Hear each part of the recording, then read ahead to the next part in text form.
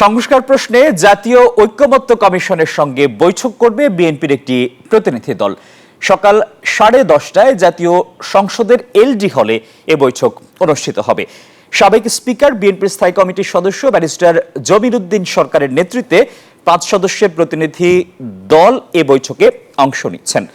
রাষ্ট্রের সংস্কার প্রক্রিয়া চলছে, বিএনপিও অনেক আগে থেকেই সংস্কারের কথা বলছে। জাতীয় ঐক্যমত্য কমিশনের সঙ্গেও এ বিষয়ে বৈঠক হচ্ছে।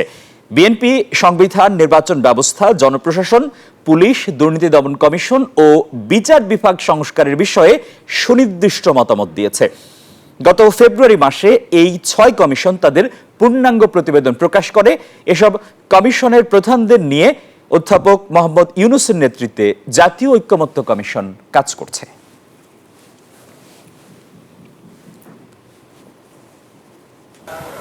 আপনাকে জানিয়ে রাখি, আজকে যে ঐকমত্য কমিশনের বৈঠক অনুষ্ঠিত হবে সেখানে নেতৃত্ব দেবেন বিএনপির স্থায়ী কমিটির সদস্য সাবেক স্পিকার ব্যারিস্টার জমির উদ্দিন সরকার, এবং তার সঙ্গে থাকবেন দলের অপর স্থায়ী কমিটির সদস্য নজরুল ইসলাম খান, সালাউদ্দিন আহমেদ এবং বিএনপি চেয়ারপারসনের উপদেষ্টা ইসমাইল জয়বুল্লাহ এবং সুপ্রিম কোর্ট বার অ্যাসোসিয়েশনের সাবেক সাধারণ সম্পাদক ব্যারিস্টার রুহুল কুদ্দুস কাজল এই বৈঠকে আজকে অংশ নেবে।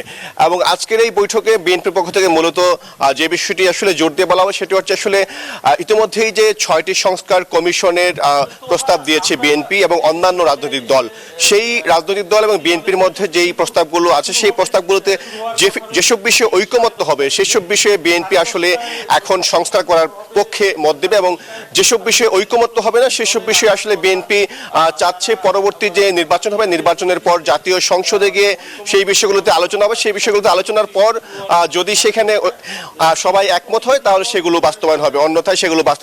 ইতিমধ্যে কিন্তু গত 23 মার্চ বিএনপি জাতীয় ঐকমত্য কমিশনে তাদের প্রস্তাবনা জমা দিয়েছিল, এবং সেই প্রস্তাবনা কিন্তু বিএনপির পক্ষ থেকে বলা হয়েছে যে বিএনপি আসলে গণপরিষদ নির্বাচন চাচ্ছে না, বিএনপি চাচ্ছে আসলে একটি সংসদ নির্বাচনের মাধ্যমে যে নতুন সংসদ গঠিত হবে সেই নতুন সংসদে আসলে সংবিধানের সংশোধনের বিষয়ে যে বিষয়গুলো আসবে সেই বিষয়গুলো জাতীয় সংসদের মাধ্যমে হবে।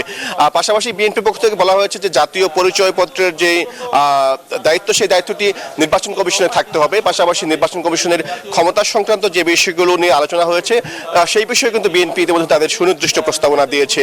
এর আগে এই সরকারের অন্তর্বর্তী সরকারের যে 6টি সংস্কার কমিশন গঠিত হয়েছিল সেই 6টি সংস্কার কমিশনে কিন্তু বিএনপি তাদের সুনির্দিষ্ট প্রস্তাবনা দিয়েছে, এবং এর আগে এই জাতীয় ঐকমত্য কমিশনের 166টি প্রস্তাবনা নিয়ে রাজনৈতিক দলগুলোকে যে একটি ব্রডশিট দেওয়া হয়েছিল সেখানেও কিন্তু বিএনপি তাদের মতামত জানিয়েছে।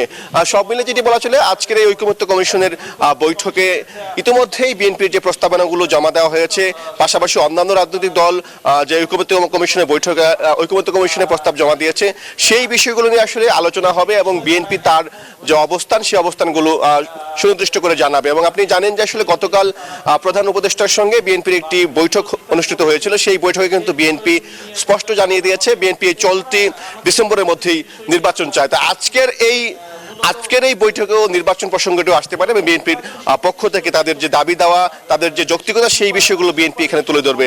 তা আসিফ টিপু, এই ছিল আমার কাছে এখনকার মতো সর্বশেষ খবর। বান্ডেল থাকলে প্রতি সেনমানিতে টাকা বাঁচবে। বিকাশ সেনমানি বান্ডিল কিনে জিতুন প্রতি লেনদেনে।